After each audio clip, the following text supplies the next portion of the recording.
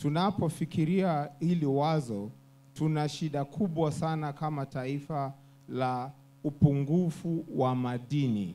Sijui ni watu wangapi wanajua kama taifa tuna deficiency ya vitamin A na tuna deficiency ya iron. Mnajua hayo? Hata wale wako hapa Baringo.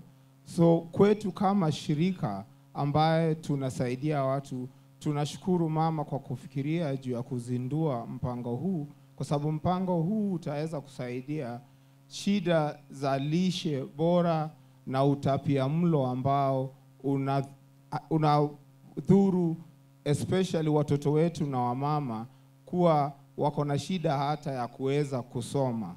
So sisi kama shirika la Msalaba Mwekundu tunaleta uzoefu wetu katika mpango huu kuhakikisha na dhamira ya juu zaidi kwamba mpango huu utaweza kufaulu na mpango huu utaweza kuwafikia especially wale ambao wameathirika na maafa, zile shule zetu ambazo haziko mahali karibu ambazo zinaweza fikiwa.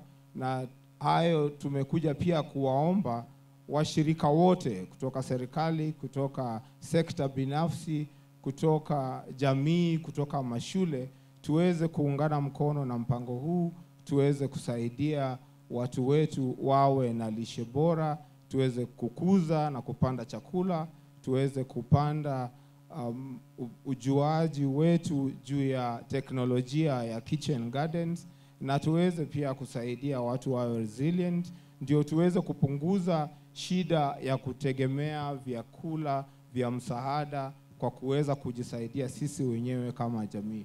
Asanteni sana.